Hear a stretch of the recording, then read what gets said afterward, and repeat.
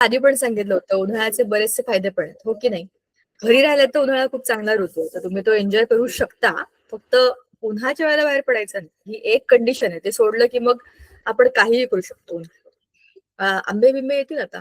कैऱ्या आल्यात ऑलरेडी मार्केटमध्ये. पण सध्या मार्केटचं काय होईल सांगू नाही शकत आपण. जगात काहीतरी वेगळंच चाललंय. त्या हिशोबाने आपल्या देशामध्ये जशा गोष्टी बदलतील त्याला आपण आता जरा तयार राहायला पाहिजे. जे असेल ते असेल. आपलं तर भलंच होईल. म्हणजे लॉकडाऊन जरी लागलं तरी काय ती एक वेगळी मजा होती. मला वाटतं घरात बसून ऑनलाईन अभ्यास, ऑनलाईन शाळा. पण ते सगळं सुट्टीत होईल. एनिवेज जे काही आहे, जगावरती फार मोठं संकट आहे. तर त्याचे काहीतरी दुष्परिणाम आपल्याही देशावरती होतातच. किती तुम्ही काहीही म्हणा तरी. आपला अभ्यास आपण नीट करावा. मला तर हे कळत नाही, की जगामध्ये एवढे बुद्धिमान लोकं असतात आणि फक्त स्वतःचाच मोठेपणा दाखवण्याकरता सगळ्या देशाला अ, एवढ्या मोठ्या संकटात लोकं कसे टाकतात ना? म्हणजे विचार करण्यासारखी गोष्ट आहे. एनिवेज तुम्हाला काय वाटतं याच्याबद्दल? सांगा बरं जरा 1-2 मिनिटं. मग आपण आपल्या टॉपिकला सुरुवात करू. काय वाटतं तुम्हाला लोकं युद्ध का करत असतील?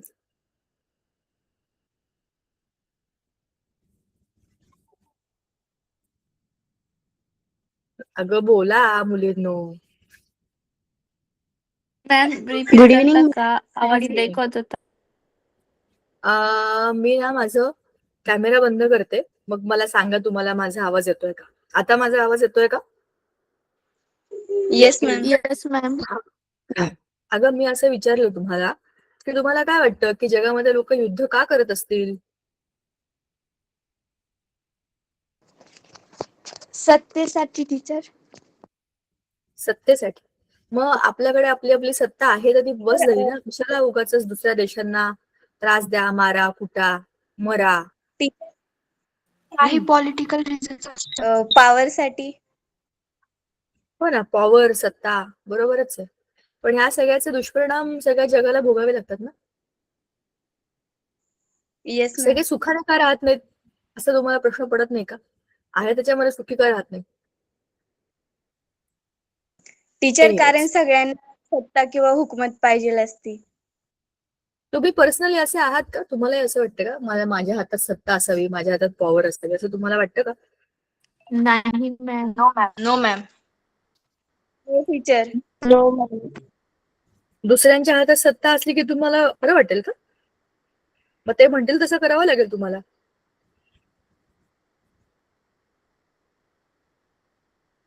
मॅम कोणाच्याही हातात असू पण ज्याच्या हातात आहे ते चांगले पाहिजे बस.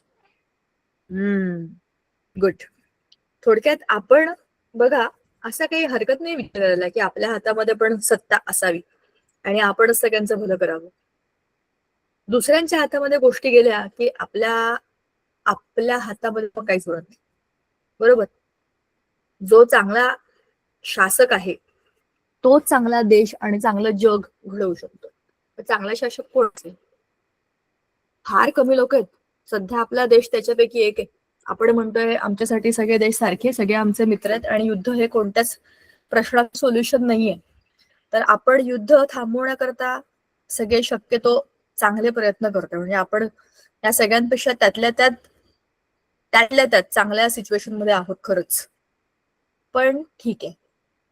विचार करण्यासारखी गोष्ट आहे. तुमच्या लहानपणातच ह्या सगळ्या गोष्टी तुम्ही बघताय. तुम्ही हे बघताय कोरोनामुळे सगळं जग बंद झालं होतं. मग सिलेंडर मिळतायत, नाही मिळत अशी परिस्थिती होती. बरोबर? युद्धाची परिस्थिती असल्यावरती जगामध्ये सगळ्याच गोष्टींचा तुटवडा असतो ना. हे तुम्हाला माझा आवाज येतोय टीचर ना? आज yes yes ma'am. Ma'am. Yes येतोय मॅम. ना?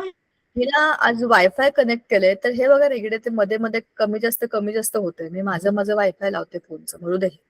ह्याचा काही उपयोग नाहीये. घरातलं वायफाय इथपर्यंत येतच नाही आणि मला ते आवडत नाही असं. अरे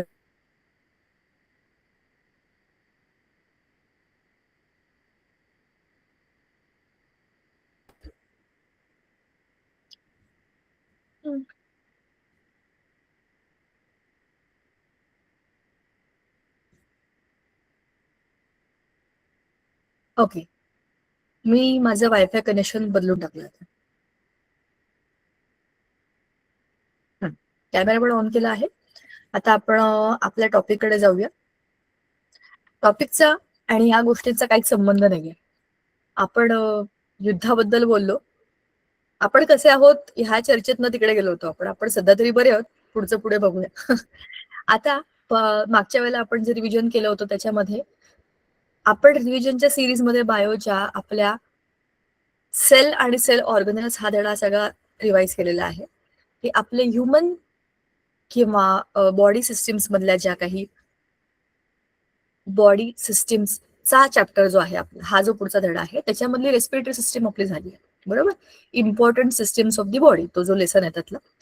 सर्क्युलेटरी सिस्टीम आता आपण सुरू करणार आहे. आपण त्याचा सुरुवातीचा भाग ऑलरेडी डिस्कस केला होता, की रेस्पिरेटरी सिस्टीम मध्ये आणि आपल्या सर्क्युलेटरी सिस्टीम मध्ये काही गोष्टी ह्या मिळून मिसळून होतात. मी तुम्हाला आधी पण सांगितलं होतं की आपल्या शरीराचे 2 मुख्य भाग आहेत, म्हणजे धड आणि डोकं असे आपण म्हणतो की नाही, डोकं आणि धड शरीराचं. डोकं बाजूला काढलं म्हणजे कापून टाकलं म्हणत नाही मी, सध्या विचारांमध्ये बाजूला काढलं तर शरीराचा म्हणजे धडाचा जरी आपण अभ्यास केला तरी पण 2 भाग होतात. एक आहे थोरॅसिक कॅव्हिटी आणि खालची आहे ऍब्डॉमिनल कॅव्हिटी. तर थोरॅसिक कॅव्हिटी मध्ये काय असतं, थोरॅक्स म्हणजे छातीचा भाग वरचा सगळा, त्याच्यामध्ये बरगड्या आहेत बघा, अशा बरगड्या आहेत आणि त्याच्यामध्ये 2 लंग्स आहेत आपले, त्याच्यामध्ये हार्ट आहे आणि त्या हार्ट मधून निघणाऱ्या सगळ्या पाईपलाईन आहेत, कुठून कुठून कुठून कुठून जात आहेत, बरोबर. आणि आपल्या नाकापासून घशातनं आलेले पाईप आहेत. त्यातला एक पाईप लंग्स मध्ये संपतो आणि एक पाईप खाली पोटामध्ये जातो, बरोबर. फूड पाईप, विंड पाईप इथे लंग्स मध्ये गेला आणि त्याच्यातनं त्या लंग्स मध्ये एअर एक्सचेंज वगैरे हे सगळं आपण मागच्या वेळेला डिस्कस केलं. आता आपल्या थोरॅसिक कॅव्हिटी मधला दुसरा इम्पॉर्टंट पार्ट म्हणजे दुसरी इम्पॉर्टंट सिस्टीम आहे ब्लड सर्क्युलेटरी सिस्टीम. ती छोटूशा हार्टने कंट्रोल केली जाते. हार्ट हे आपल्या बॉडी मधलं पंपिंग स्टेशन आहे. किती मोठं आहे, छोटूस, एका बंद मुठी एवढं आपलं हृदय आहे, एवढंच आहे बघा ना, एवढंच माझं हृदय आहे. त्याचे 4 कप्पे आहेत. असा त्याला कट दिला मी, समजा असा तिरका धरला आणि असा कट दिला, हे डावं हे उजवं, त्याचे पण 2 भाग केले की वरचं खालचं एवढे 4 कप्पे आहेत त्याच्यामध्ये. आणि ह्याच्यामध्ये पूर्ण माझ्या ब्लड, शरीरातलं सगळं ब्लड जातही येतंय, फिरतंय. खूप मोठी पिशवी नाही, एवढंच आहे. त्याच्यामध्ये उघड बंद ब्लड आलं, फिल्टर झालं, इकडे गेलं तिकडे झालं, हे सारखं चालू आहे. हळूहळू थोडं ब्लड त्याच्यामध्ये येतंय, फिल्टर होतंय, परत जातंय, परत लंग्स कडे, इकडे तिकडे, हे सगळं सुरू आहे continuously. So blood circulatory system आपल्या हार्टने बनते. हार्टचं स्ट्रक्चर आपण ऑलरेडी मागच्या वेळेला बघितलेलं होतं, हो की नाही. लेफ्ट आणि राईट. लेफ्टचे पण 2 भाग आहेत, ऍट्रियम, वेंट्रिकल. राईटचे पण 2 भाग आहेत, ऍट्रियम, वेंट्रिकल. आता चित्रामध्ये बघा, हा जो ब्ल्यू पोर्शन आहे, this is showing the deoxygenated blood. Deoxygenated या शब्दाचा अर्थ ज्याच्यामधला ऑक्सिजन काढून घेतलेला आहे असा. म्हणजेच काय, आपल्या सगळ्या शरीरामध्ये जेवढ्या सगळ्या सेल्स मधनं ब्लड फ्लो करून आलेलं आहे, तर त्या सगळ्या सेल्सनी ऑक्सिजन काढून घेतलं. Now obviously they all are the living cells. Oxygen घेतलाय ह्याचा अर्थ it has given the carbon dioxide. All those cells have exhaled carbon dioxide. म्हणजे त्या सगळ्या सेल्सनी एक्सहेल केलेला म्हणजे उच्छ्वासातनं बाहेर टाकलेला कार्बन डायऑक्साईड त्या ब्लड मध्ये मिसळलेलं आहे. ते सगळं ब्लड कुठे येणार आहे आता, इकडच्या राईट साईडच्या ऍट्रियम कडे. ऍट्रियम हा वरचा पार्ट आहे, तिथे ट्रायकस्पिड वॉल आहेत. ट्रायकस्पिड वॉल हे बघा, ह्या तीन पाकळ्या असलेल्या समजूया आपण. ते ट्रायकस्पिड वॉलला उघडलं की तिकडचं ब्लड जातं खाली towards the right ventricle. Right ventricle मध्ये आता हे ब्लड आलं, इथे जमा झालं, इकडनं तर जाणार आहे लंग्स कडे, लेफ्ट पल्मनरी आर्टरी. बघा, इट इज गोइंग देअर ना. आता हे तिकडे गेलं, लंग्स कडे गेल्यावर काय होणार आहे, त्या लंग मध्येच त्याच ब्लड मध्ये आता ऑक्सिजन येईल. आणि तुम्हाला आठवत असेल वरती बघा, ती अशी अल्व्हिओलाच्या बाजूला एक पाईपलाईन आहे छोटीशी, काय आहे ती, कॅपिलरी. त्या कॅपिलरी मध्ये आधी निळ्या रंगाचे आणि मग मरून आणि मग नंतर डायरेक्ट लाल रंगाचे आरबीसीज दिसतात. So those RBCs now will be carrying oxygen. आणि आपल्या सेल्स कडनं आलेलं हे जे सगळं डीऑक्सिजनेटेड ब्लड आहे, it is going to the lungs. Lungs मध्ये गेलं की तिकडचा कार्बन डायऑक्साईड लंग्स काढून घेतील, त्याच्यामध्ये ऑक्सिजन टाकून देतील आणि मग तिकडनं आलेलं जे काही ऑक्सिजनेटेड ब्लड आहे that will go to the right, म्हणजे ह्या चित्रातलं right but left side of the heart, that is left atrium मध्ये. लेफ्ट ऍट्रियम मधून लेफ्ट वेंट्रिकल मध्ये. लेफ्ट वेंट्रिकल मधून हा जो आहे ना सिस्टमॅटिक एओर्टा, हा मोठा पाईप आहे. त्याच्यामधनं खूप सारे पार्ट्स होतात आणि तिकडनं हे सगळं ब्लड विथ ऑक्सिजन शरीरातल्या वेगवेगळ्या भागांना पुरवलं जातं. It's a very complex mechanism. Your heart and your lungs are working together to give you oxygen continuously. It is not just you who is taking oxygen. Each and every cell of your body is demanding oxygen. So that oxygen is given by this process. That is why these two sections are separate in the body. Thoracic cavity मध्ये तिसऱ्या कोणाची एंट्रीच नाही. हे दोघं दोघं दोघं दोघं मिळून तिथे बसलेले आहेत. कधी हे पंप करते, कधी ते मोठे होते, कधी छोटे होते. Just imagine your body. डोळे बंद करा आणि इमॅजिन करा तुमच्या शरीरामध्ये राईट नाव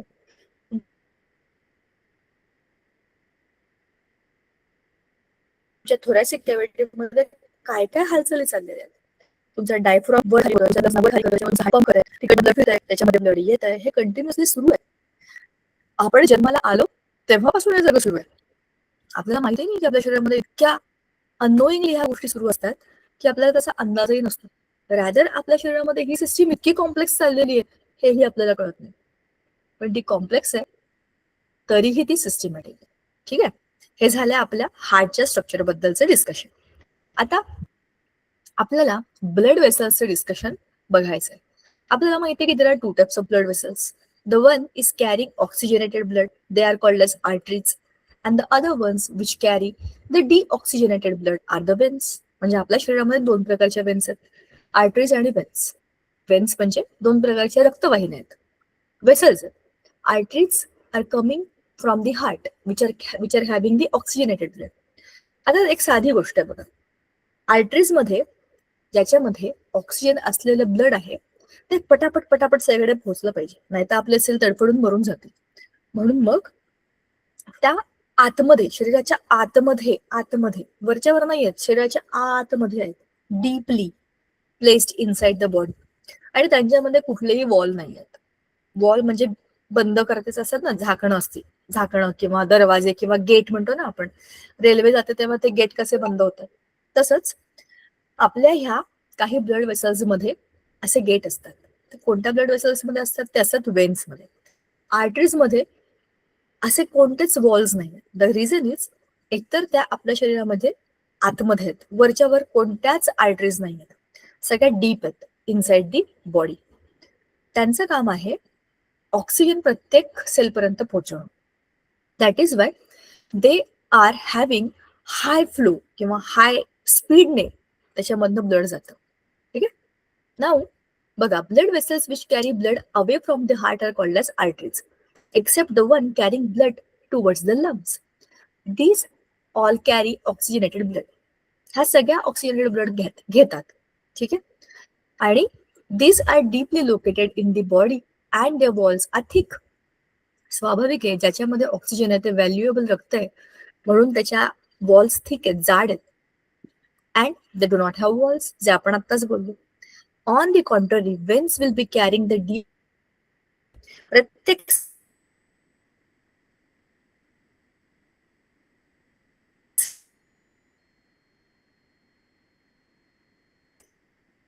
आता त्याला काय पाहिजे, त्याला परत हार्टकडे आणायचं आपल्याला. मग त्याला हार्टकडे आणायचं तर ठीक आहे, ते वरच्या वर असतात. का इम्पॉर्टंट आहे हे ब्लड, काही इम्पॉर्टंट नाही, गेलं तर चालेल वगैरे असलं नाहीये. पण हे जरी थोडस वाया गेलं तरी आपल्या पेशंटचं नुकसान होणार नाही, म्हणूनच त्या वरच्या वर आहेत या रक्तवाहिन्या. So this veins will be superficial. तुमच्या हातामध्ये तुम्हाला ह्या ज्या दिसतात ना नळ्या, या वेन्स आहेत तुमच्या, बरोबर. या वेन्स वरती तुम्हाला दिसतात, आर्टरीज तर दिसतच नाहीयेत, त्या आत आहेत. The reason is they are superficial. अरे एवढीशी बॉडी आहे, किती मध्ये मध्ये कोंबणार, काहीतरी वर येईलच की. त्या वर आल्या तर त्याने स्वतःला मॉडिफाय केलं. साधी गोष्ट आहे, आपण खेळतो, उड्या मारतो, पडतो, लागलं, इथे मला लागलं जोरात, तर इथे खर्चट लागेल, डीप कट बसला तर इथे रक्त पण येईल, म्हणजे इथलं रक्त वाया जाईल माझं. मग इथे जर रक्त वाया जातंय तर माझ्या त्या वेन्स मध्ये थोड्या अंतरावरती अलीकडे वॉल आहे, तर ते वॉल बंद होतील आणि ब्लडचा सप्लाय बंद होऊन जाईल टेम्पररी, जोपर्यंत इथे ते रक्ताचा प्रवाह बंद होत नाही. मग तिथे काहीतरी आपण औषध लावतो, तिथे स्वतःची खपली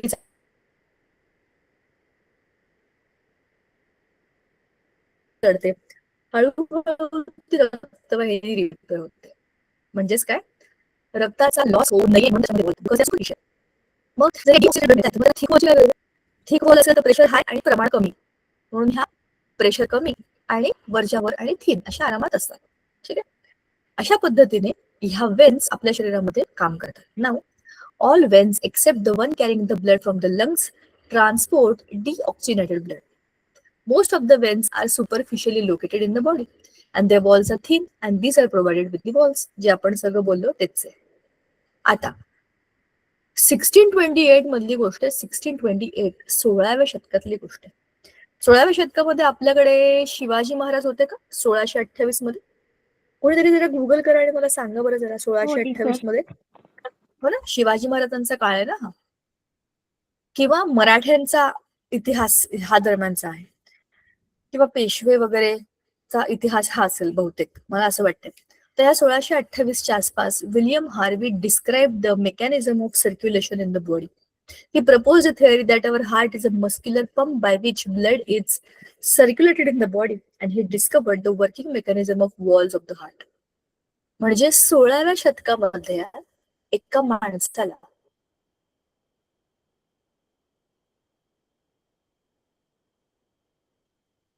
विचार करून त्याने ह्या गोष्टीचा काहीतरी लॉजिकल मुद्दा मांडला की this way the body and the blood is the body.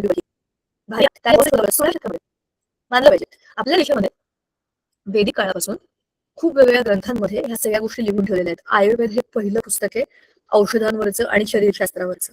प्रत्येक देशामध्ये याच्याबद्दल वेगवेगळे विचार झालेत, वेगवेगळ्या थिअरी झाल्यात आणि वेगवेगळ्या लोकांनी स्टडी केलेले आहेत. तुम्हाला एक माहितीये का इंटरेस्टिंग गोष्ट? लिओनार्डो द विन्सी, तुम्हाला माहितीये तो कोण आहे? तो पहिला चित्रकार होता ज्याने एका जिवंत व्यक्तीचं चित्र काढलं. ती मोनालिसाचं पेंटिंग माहितीये तुम्हाला? The famous Mona Lisa, yes ma'am. Secret smile. हो टीचर. येस हो मॅम. टीचर. ते ज्याने काढलाय तो लिओनार्डो द विन्सी. ऍक्च्युली तो नुसता चित्रकार नव्हता.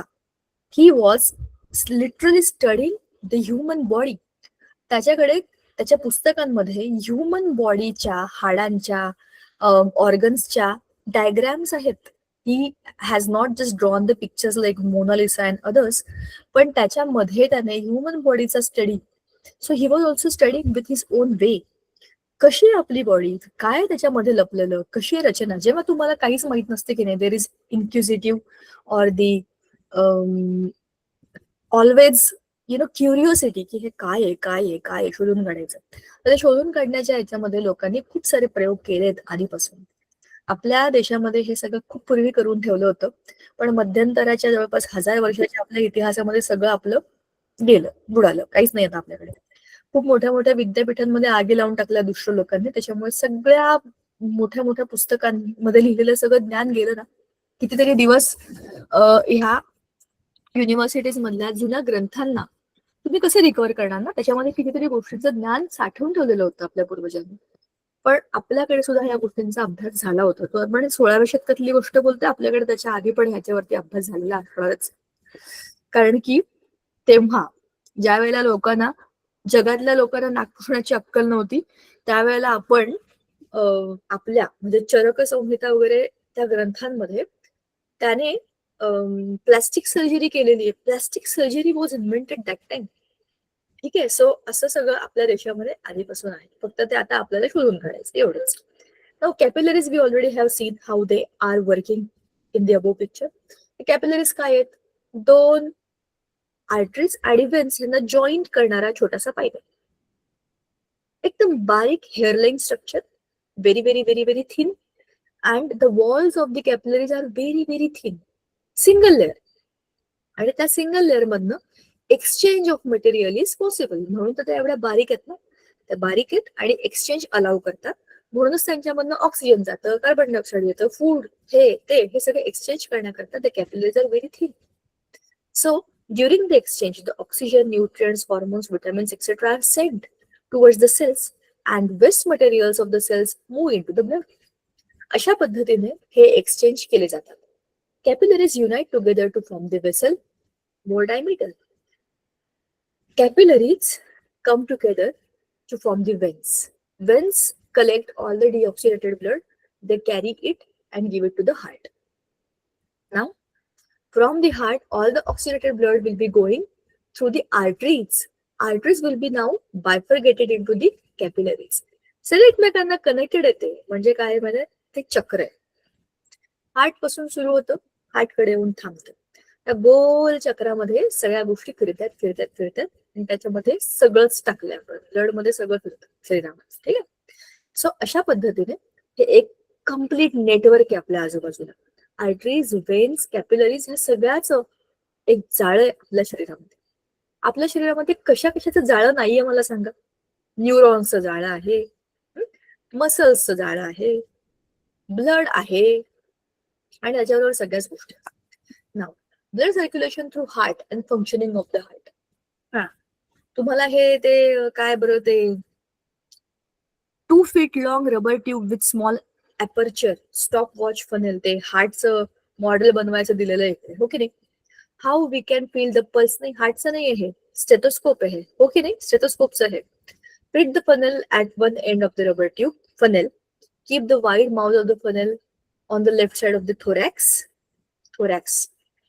Bring the other end of the tube near ear and hear the sound. Record the number of beats per minute using the stopwatch. हे सगळं जे आहे ना, हे करून तुम्ही एक छोटा स्टेथोस्कोप बनवणार. त्याच्यामध्ये डॉक्टर आपल्याला चेक करतात ना, ते असं हात ते ठेवतात हार्टच्याकडे आणि कानाला लावून ऐकतात ठोके हृदयाचे. ते स्टेथोस्कोप बनवण्याचं हे सगळं सांगितलेलं. सो आपल्या हृदयाचे ठोके ऐकणं आणि ते बरोबर चाललंय हे बघणं, ह्याला मेडिकल ट्रीटमेंटमध्ये किंवा डायग्नोसिस मध्ये खूप महत्व आहे. तर ह्या ब्लडचं फ्लो आणि त्याचं स्टडी ही पण एक ब्रांच आहे बायोलॉजीची. त्याच्यामध्ये ब्लड स्टोरेज करतात. ब्लड डोनेशन कॅम्प तुम्ही बघितलं असेल, त्याच्यामध्ये ह्या ब्लडला जमा केलं जातं आणि ब्लड बँक्स मध्ये स्टोअर केलं जातं. असं का करतात? Blood is the life of all the living organism, specially humans. आपण जी ब्लड बँक चालवतो ह्युमनसाठी चालवतो. तर एखादा ऍक्सिडेंट झाला किंवा एखादं इमर्जन्सी असली, मेडिकल इमर्जन्सी, एखादं ऑपरेशन झालं आणि खूप जास्त ब्लिडिंग होत आहे, in that case the person needs to get the blood. मग ते ब्लड बाहेरून पुरवलं जातं आणि त्याच्यासाठी या ब्लड बँकने मदत करतात. ब्लड बँकमध्ये सगळ्या प्रकारचं ब्लड स्टोअर्ड असतं.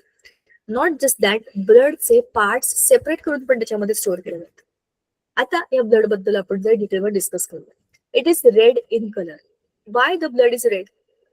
The blood is red due to presence of haemoglobin. तो हिमोग्लोबिन काय आहे? It's a protein. हिमो या शब्दाचा अर्थ आहे हॅव्हिंग दी आयर्न. आयर्न म्हणजे लोखंड, फेरस तो एलिमेंट आहे. लोखंडाच्या वस्तू ज्या आपण वापरतो ते लोखंड, त्याचे ऍटम्स एकदम छोट्या मायन्यूट लेवलला, पार्टिकल लेवलला प्रोटीन्स मध्ये जेव्हा जातात त्याच्यापासून हिमोग्लोबिन बनतं. तर हे हिमोग्लोबिन प्रोटीन जे आहे त्या हिमोग्लोबिनला ऑक्सिजन येऊन चिटकतं, फेरस ऑक्साईड, बरोबर ना. तर त्या कनेक्शनमुळे त्या प्रोटीनला ऑक्सिजन चिटकतं आणि ते बरोबर कॅरी केलं जातं. म्हणजे आपल्या ब्लडमध्ये हिमोग्लोबिन आहे, हिमोग्लोबिनला चिटकून ब्लड आहे, ऑक्सिजन आहे आणि जिकडे जिकडे हिमोग्लोबिन फिरेल तिकडे तिकडे आपलं ऑक्सिजन जाईल त्याच्याबरोबर. अशा पद्धतीने ते फ्लो करतं त्याला चिटकून आणि मग एक्सचेंज करतं. कुठेही पसरत नाही, तर त्याला चिटकलेलं असतं. म्हणून आपल्या रक्ताचा रंग हा लाल आहे. तुम्ही काही अळ्या बिळ्या बघितल्या असतील, काही किडे बघितले असतील, त्यांच्यामध्ये हिरव्या रंगाचं रक्त असतं. तर त्यांच्यामध्ये कॉपरचा पार्ट असतो, आपल्यामध्ये फेरसचा पार्ट. ठीक आहे. जस्ट एक इन्फॉर्मेशन म्हणून सांगितलं, त्याच्याशी आपल्याला सध्या इमिडिएटली काही देणं घेणं नाही. Blood is the very very important connective tissue of our body. Connective शब्दाचा अर्थ जोडणार आहे. टिश्यू म्हणजे टिश्यू. जेव्हा एकसारखेच सेल्स एकत्र येतात आणि एकच काम करतात तेव्हा त्याला टिश्यू म्हणतात.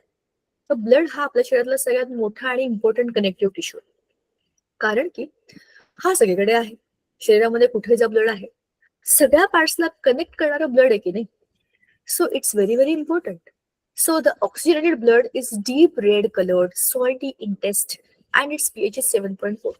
तुम्ही कधी स्वतःचं रक्त प्यायलंय का? खरं सांगा मला. हो टीचर, टीचर जेव्हा काही लागलं असेल तेव्हा. इथं काहीतरी लागलं, चिरलं गेलं की लगेच आपण स्वतःच रक्त पितो, वॅम्पायर सारखे. पण कसं लागतं ते विचित्र लागतं शी. म्हणजे असं वाटतच नाही की हे रक्त आपण प्यावं. पण ते वाया घालू नये म्हणून पितो आपण. ते असं जीवावर आल्यासारखं विचित्र लागतं ते. सॉल्टी असतं, खरं सांगितलं त्यांनी. पीएच त्याचा आहे 7.4, so it is slightly alkaline. 7 असं तर न्यूट्रल असतं, किंचित बेसिक आहे ते. आणि डीप रेड इन कलर, ते तर आपल्याला माहितीच आहे. Blood is composed of mainly 2 components. एक आहे प्लाझ्मा, दुसरा आहे ब्लड सेल्स.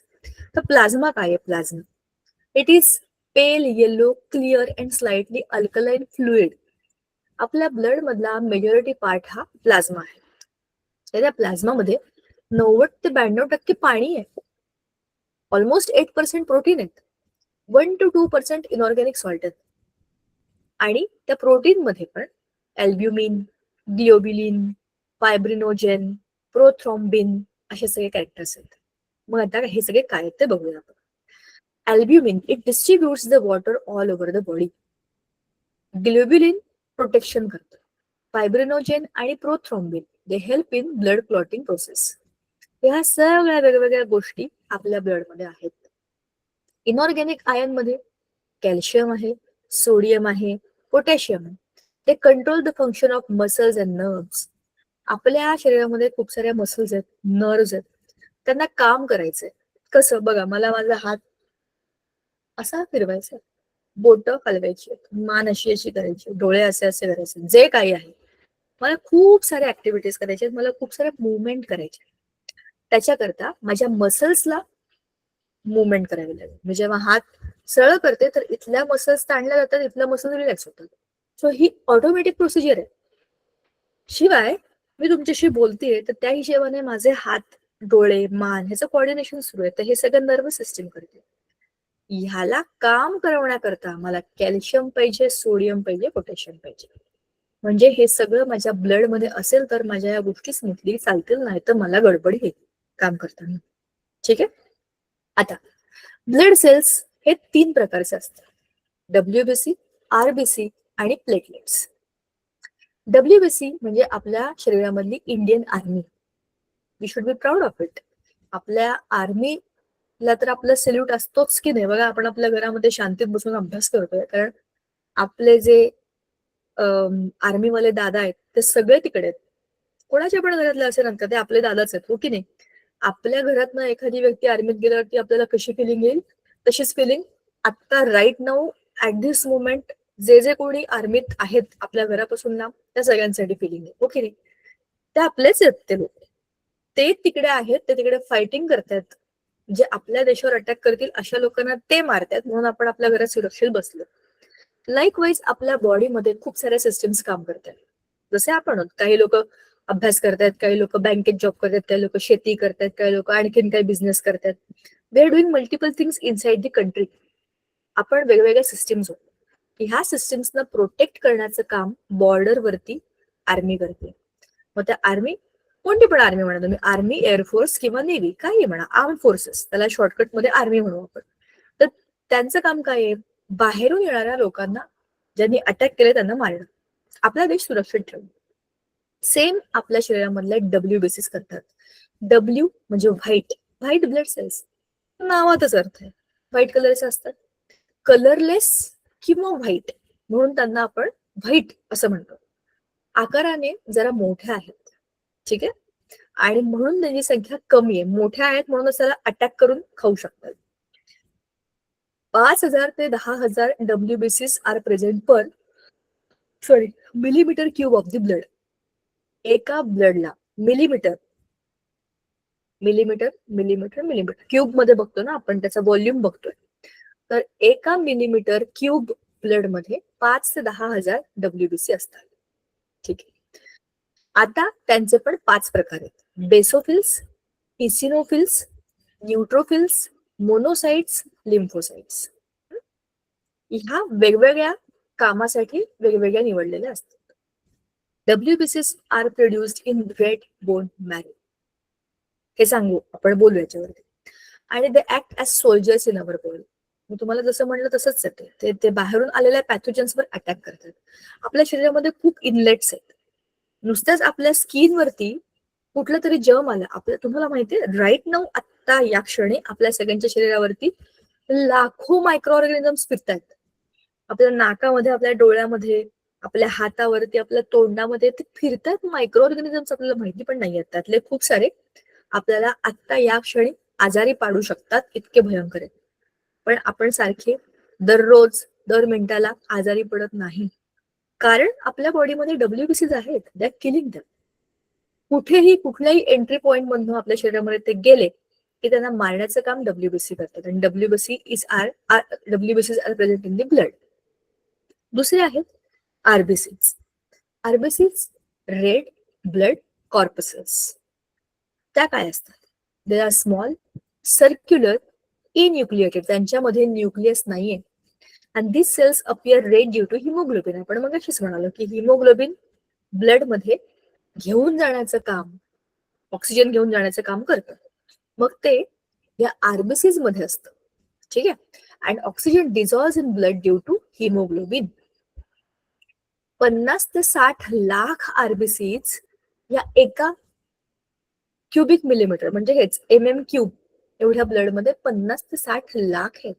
आणि या 5 ते 10 हजार आहेत, कारण या खूप छोट्या आहेत, सर्क्युलर आहेत, त्यांना न्यूक्लियस नाहीये. या मोठ्या आहेत, जायंट आहेत आणि न्यूक्लियस वाल्या आहेत, इंडिव्हिज्युअल सेल्स आहेत त्या. यांचं काम ते नाही. ह्यांचं काम आहे ब्लड मधनं ऑक्सिजन घेऊन जाणं. त्या स्पेशली त्या कामासाठी बनलेल्या आहेत, म्हणून RBCs वेगळे आहेत. ठीक आहे. They are also produced in the red bone marrow and live for about 100 to 127 days. जवळपास 2-3 महिने यांचा लाईफ स्पॅन असतो. त्यानंतर त्या मरतात आणि पुन्हा नव्या जन्माला येतात. या कंटिन्युअसली आपल्या बॉडीमध्ये प्रोड्यूस होतात. कुठे? In the red bone marrow. Bone marrow म्हणजे आपल्या शरीरातली मोठी मोठी हाडं, पायाचं हाड किंवा कमरेचं इथलं जे हाड असतं, त्या बोनच्या मध्ये या RBCs आणि WBCs प्रोड्यूस होण्याची जागा असते, त्याला म्हणतात बोन मॅरो. आता जसं आपण बघितलं या दोघांचं फंक्शन काय, तसा तर तिसरा पार्ट आहे, तो आहे platelets. These are extremely small and disc-shaped parts. 2.5 to 4 lakh platelets are present per MM³ of the blood. आणि याचं फंक्शन काय आहे? Participate in blood clotting process. ब्लडला क्लॉट करायचं म्हणजेच काय, एखादी जखम झाली त्याला खपली चढते, हे आपोआप होतं ना ब्लड क्लॉटिंग. हे करण्याचे काम प्लेटलेट्स करतात. Now let us go to the functions of the blood. The very first and the very important function is transport of gases. Carbon dioxide आणि ऑक्सिजन ह्याचा ट्रान्सपोर्ट आणि एक्सचेंज हे काम ब्लड मध्ये होतं. दुसरं, transport of nutrients. Simple nutrients like glucose, amino acids, fatty acids are taken up by the blood from wall of alimentary canal and transported up to each cell in the body. बरोबर आहे की नाही? तुम्ही जे जे काही खाणार त्यातनं जे काही फूड तुम्ही ऍब्झॉर्ब केलेलं आहे, that food into the form of the small nutrients म्हणतो की नाही आपण, न्यूट्रिएंट्स, त्या सिंपल फॉर्म मध्ये प्रत्येक सेलला पोहोचण्याचं काम हे करतं. Transport of waste material. जसं प्रत्येक सेलला तुम्ही फूड देणार, तसं प्रत्येक सेल काहीतरी वेस्ट प्रोड्यूस करेल. तो वेस्ट जमा करायचा आणि त्याच्यामध्ये अमोनिया असेल किंवा युरिया असेल किंवा क्रिएटिनिन असेल, हे सगळे टिश्यू आपल्या किडनीकडे पाठवायचे एक्सक्रिशनसाठी. We are talking about purification of blood. We are not talking about digestive waste which are given out of the body. आपण त्यांच्याबद्दल बोलत नाही, आपण युरिन फॉर्मेशन बद्दल बोलतोय.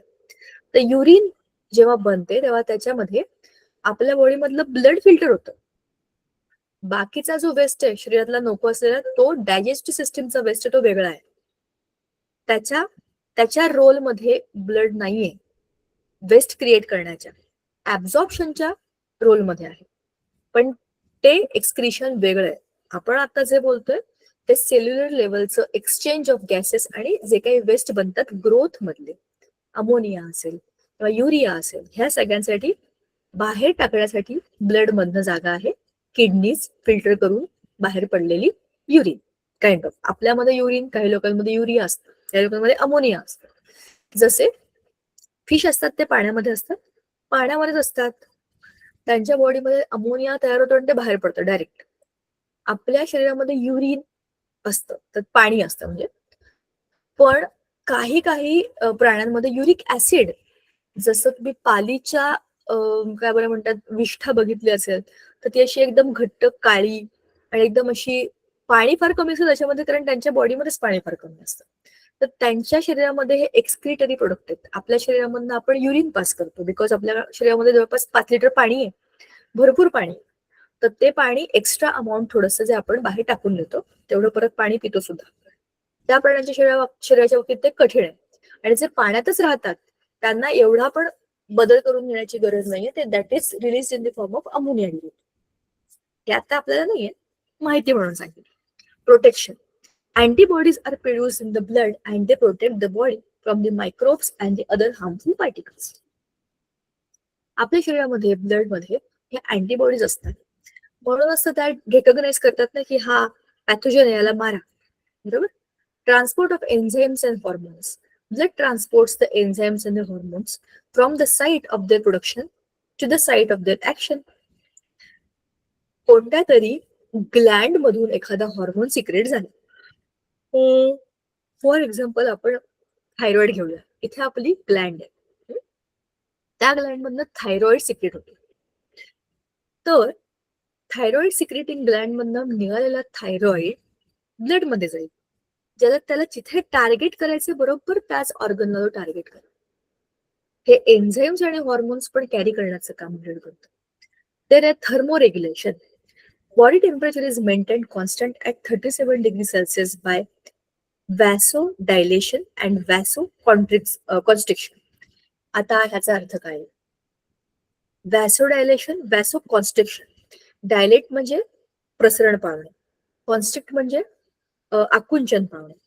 आपल्या बॉडीमधल्या ज्या ब्लड वेसल्स आहेत त्या कॉन्ट्रॅक्ट आणि रिलॅक्स होतात आणि त्याच्यामधनं आपल्या बॉडीचं टेम्परेचर मेंटेन केलं जातं.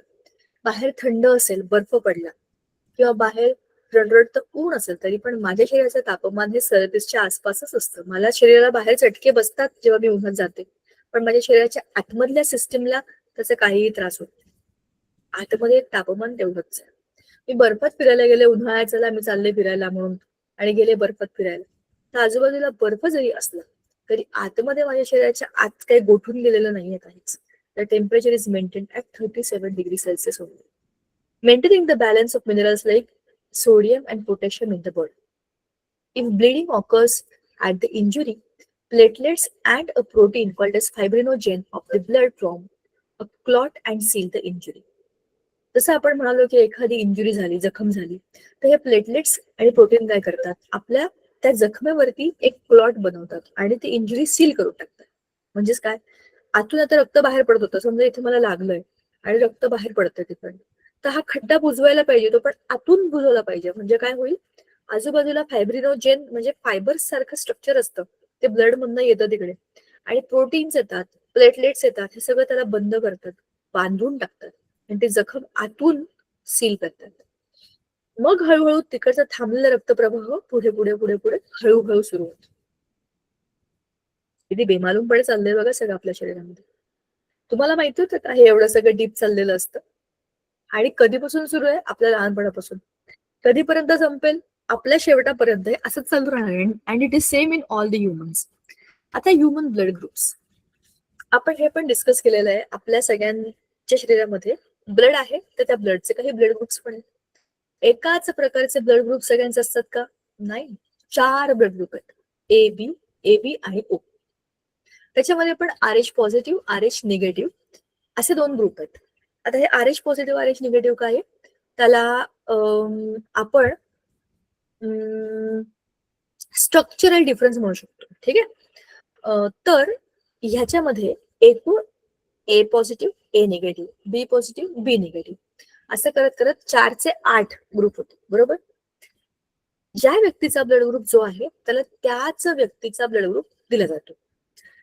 ए पॉझिटिव्ह असेल तर ए पॉझिटिव्ह किंवा ओ पॉझिटिव्ह असा ब्लड ग्रुप दिला जातो. बरोबर. ओ हा युनिव्हर्सल डोनर आहे, त्यात पण ओ निगेटिव्ह हा युनिव्हर्सल डोनर आहे आणि ओ निगेटिव्ह हा रेअर ब्लड ग्रुप पण. ए बी हा जगातला युनिव्हर्सल एक्सेप्टर आहे, तो कोणाचे ब्लड घेऊ शकतो. बरोबर. आता सांगायचा मुद्दा असा आहे की ह्या ब्लड डोनेशन मध्ये, ब्लड बँक्स मध्ये काय होतं. आपण वर पण म्हणालो की ब्लड स्टोअर केलं जातं इमर्जन्सी सिच्युएशन मध्ये किंवा कुठल्याही कंडिशन मध्ये मेडिकल, आपल्याला ब्लड द्यावं लागू शकतं एखाद्या व्यक्तीला. तर त्याच्यासाठी ब्लड डोनेशन कॅम्प होतात. मी पण लहानपणापासून अनेक ठिकाणी बघितलेत आणि 1-2दा तिकडे जाण्याचा पण प्रयत्न केला. एकदा मी गेले होते ब्लड डोनेशन कॅम्पच्या कडे. तेव्हा मी 11वीला वगैरे होते, 11वीला वगैरे 17 वर्षाची वगैरे होते.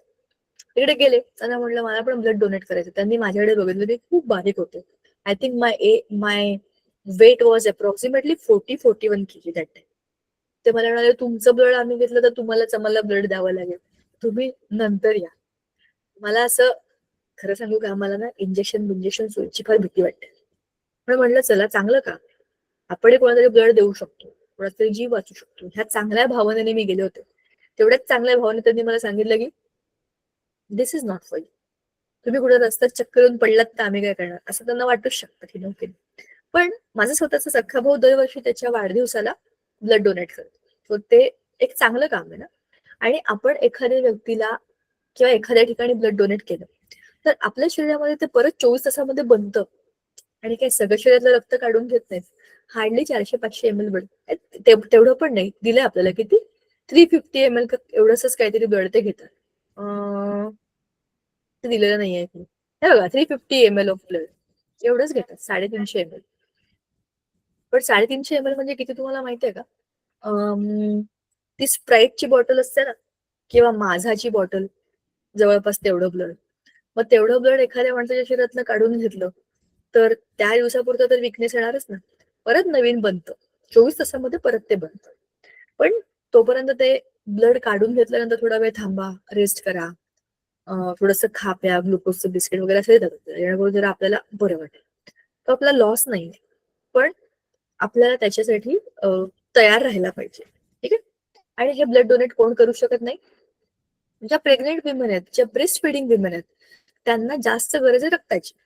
स्वतःला गरज असताना लोकांना काय वाटत फिरायचं, ते करू नाही शकत. त्याच्यानंतर एखाद्या व्यक्तीला एखादा डिसीज झाला असेल तरी पण त्याने ब्लड डोनेट नाही करायला पाहिजे. ठीक आहे. एका ब्लड डोनेशन नंतर परत ब्लड डोनेट करण्याकरिता तुम्हाला किती वेळ थांबायला पाहिजे? अंदाजे 3 ते 4 महिने थांबायला पाहिजे. ठीक आहे.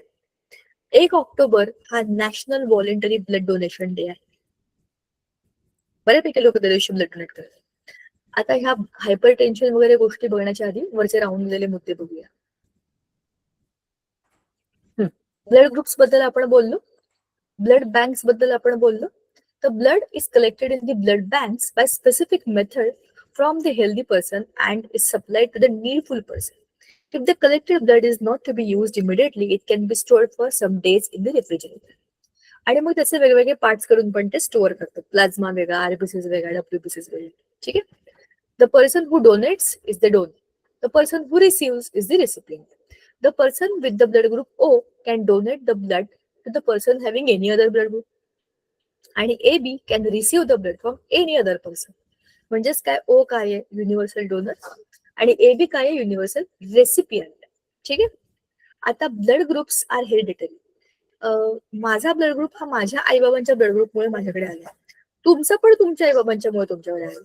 सो त्या दोघांच्या ब्लड ग्रुप्सवर ते अवलंबून आहे की आपला ब्लड ग्रुप कोणता होईल. ते जेनेटिक फॅक्टर आहे. So blood transfusion is performed only after the blood group matching. Blood group match करूनच देतात बरं का. लहान बाळ जन्माला आल्यावर सुद्धा त्याचं ब्लड ग्रुप चेक केला जातो. The baby is born and immediately his some amount of blood is tested and it is found out की त्याचा ब्लड ग्रुप आहे. You never know, anybody can need the blood. तो B positive असेल तर त्याच्या फाईलवरती लिहिलेलं असतं ब्लड ग्रुप बी पॉझिटिव्ह. तुमचं ब्लड ग्रुप काय आहे सांगा? O positive. Okay. A positive. घरात सगळ्यांचाच ए पॉझिटिव्ह ओ पॉझिटिव्ह आहे का? हो ma'am. AB positive. AB positive कोणाचाही घेऊ शकतेस. O positive. B positive. तुमच्या घरातल्यांचे पण सगळ्यांचे ब्लड ग्रुप बघा काय आहे. मला मजा वाटेल. एक तर सगळ्यांचे सेम असतील किंवा वेगवेगळे असतील. मग वेगळे वेगळे तर कोणते आहेत, आई बाबांचा कोणता आणि तुमचा कोणता, तुम्हाला लॉजिक समजेल बघा त्याच्यात. ते हेरिडिटरी कसं आहे. माझा बी पॉझिटिव्ह आहे आणि आमच्या घरात सगळ्यांचेच बी पॉझिटिव्ह आहे, चौघांचाही. मला फार मज्जा वाटते. माझ्या आईचा बी पॉझिटिव्ह आहे आणि माझ्या बाबांचा ओ पॉझिटिव्ह आहे, तरीही माझा आईचा बी पॉझिटिव्ह आलाय, तरी माझ्या मुलांचे पण बी पॉझिटिव्ह आहे. So this is just so funny, हो की नाही? म्हणजे सगळेच आमच्या घरात पॉझिटिव्ह लोक आहेत. एव्हरीबडी इज बी पॉझिटिव्ह, सगळे तेच म्हणतात. नाव ब्लड प्रेशर. आपल्या ब्लडचं एक प्रेशर असतं. म्हणजेच काय, मी तुम्हाला वरती जेव्हा सांगितलं की आपल्या वेन्स आणि आर्टरीज मधनं ब्लड फ्लो होतं, तुम्ही बघा पाईपातनं जेव्हा पाणी सोडतात की नाही, तुम्ही गार्डन मधला पाईप बघितला असेल, तुम्ही नळ सुरू केला की त्या पाईपामधनं पाणी जातं भरभर भरभर, तर तो चपटा झालेला पाईपही असा मोठा होतो आणि त्याच्यामधनं पाणी जातं. So the walls of the pipe experiences some kind of pressure. त्या प्रेशरला आपण वॉटर प्रेशर म्हणतो. जर तुमच्या कंटिन्युअसली बॉडीमधनं आर्टरीज आणि वेन्स आणि कॅपिलरीज मधनं ब्लड फ्लो होत आहे, then think about your blood vessels which are continuously having this pressure. Blood flow होते ना पाण्यासारखं त्याच्यामधनं, त्या पाईप्स मधून, तर ते ब्लड प्रेशर नसेल का? Rather the blood is thicker than the water, म्हणजे त्याच्यावर किती जास्त प्रेशर असेल. Due to contraction of the heart, pressure is exerted on the walls of the arteries and it is called as blood pressure. आता हे आपोआप फिरत नाही. जसं आपण नळ सुरू केला की पाणी जातं, तसं आपल्या शरीरामध्ये ब्लड का फिरतं? हा आहे ना आपला पंपिंग मशीन, तो पंप करतो, असं ठाक करतो. त्याने दाबलं की तिकडचं पुढचं सगळं ब्लड पुढे पुढे पुढे जायला लागतं. मग ते सोडलं की प्रेशर रिलीज होतं, परत दिलं की ढकललं जातं. ढकलणं सोडणं करत करत करत ते पुढे पुढे पुढे पुढे पुढे फिरत राहतं. म्हणजेच काय, दोन प्रकारचे प्रेशर असणार आहेत. एक आहे सिस्टोलिक, एक आहे डायस्टोलिक. सायस्टोलिक, डायस्टोलिक म्हणजे दाबलं सोडलं असे दोन्ही प्रकारचे प्रेशर असणार आहेत. तर जे नॉर्मल आहे, नॉर्मल हेल्दी पर्सनचं, ह्या दोघांचंही जेव्हा चेकिंग केलं तर ते 120/80 mm to 139/89 mm of Hg. Hg म्हणजे मर्क्युरी. या मर्क्युरीच्या MM 120 mm सायस्टोलिक आणि 80 डायस्टोलिक असं प्रेशर असलं की त्याला आपण नॉर्मल रेग्युलर ब्लड प्रेशर असं म्हणतो. याच्याहून जास्त असलं तर हाय बीपी, याच्याहून कमी असलं तर लो बीपी. आणि हे कसं चेक करतात? स्फिग्मोमॅनोमीटर. स्फिग्मोमॅनोमीटर कदाचित तुम्हाला फिल इन द ब्लँक मध्ये येईल. स्फिग्मोमॅनोमीटर हे ते इन्स्ट्रुमेंट आहे जे आपल्या ब्लडचं प्रेशर चेक करते. मिलीमीटर आहे, मिलीमीटर ऑफ द मर्क्युरी. ठीक आहे. आता हे झालं आपल्या स्फिग्मोमॅनोमीटरचं. High BP, normal BP, low BP, हा सगळ्याचा एक मस्त चार्ट आपल्याला इकडे दिलेला आहे. आता खाली एक इंटरेस्टिंग गोष्ट आहे. ABO blood groups were discovered by Carl Landstner in 1900 and he won a Nobel Prize of 1930. 30 वर्षांनी बिचारायला नोबेल प्राइज मिळालं एवढ्या मोठ्या गोष्टीला डिस्कव्हरी करतात. Blood group AB was discovered by Di and Sterling in 1902. आता तुम्ही ही काही काही नावं लक्षात ठेवा, मे बी एक्झाम मध्ये फिल इन द ब्लँक्स मध्ये येऊ शकतात. सायन्सच्या खूप साऱ्या branches. Science is the practical study of various things. त्याच्यामध्ये biology is the study of living things. त्याच्यामध्ये हिमॅटोलॉजी नावाची एक ब्रांच आहे जी मेडिकल सायन्सची ब्रांच. मेडिकल सायन्स म्हणजे डॉक्टर जे मेडिकलचा अभ्यास करतात ते. त्या मेडिकल सायन्सची एक स्पेशल ब्रांच आहे, त्याचं नाव आहे हेमॅटोलॉजी. हिम म्हणजे ब्लड. त्या ब्लडचा, त्याच्या रिलेटेड डिसिजेसचा, त्याच्या रिलेटेड वेगवेगळ्या सिस्टीम्सचा अभ्यास करणारी जी ब्रांच आहे त्याला म्हणतात हेमॅटोलॉजी. तर त्याच्यामध्ये अनेक वेगवेगळे रिसर्च, त्याच्यामध्ये औषधं, त्याच्यामधले रेमेडीज, हे सगळं बनवण्याचं काम हेमॅटोलॉजी मध्ये करतात. तुम्हाला आवडत असेल बायोलॉजी आणि haematology, then you can be somebody who is doing research in hematology. I'll be glad to know की तुम्ही काहीतरी असं वेगळं करताय जे सगळ्यांच्या शरीराशी निगडीत. हो की नाही? चला, हा धडा आपल्या इकडे संपला. पुढच्या वेळेला आपण करणार आहे इकोसिस्टीम आणि मग केमिस्ट्री पण जरा बघायला पाहिजे. सारखं आपण बायोचाच अभ्यास करतोय, केमिस्ट्रीला राग येईल बरं का, असं चालणार नाही. मी सांगून टाकते संगीता मॅमना की मध्ये मध्ये आमचं एकतरी केमिस्ट्रीचं लेक्चर लावा. चला, आज आपण थांबूया इथे. आपला धडा पूर्ण संपला. Revision is over. Next time the last lesson of the biology that will be dealing with ecosystem. त्यानंतर आपला अभ्यास संपतो. थांबूया आज आपण इकडे. चलो, थँक्यू.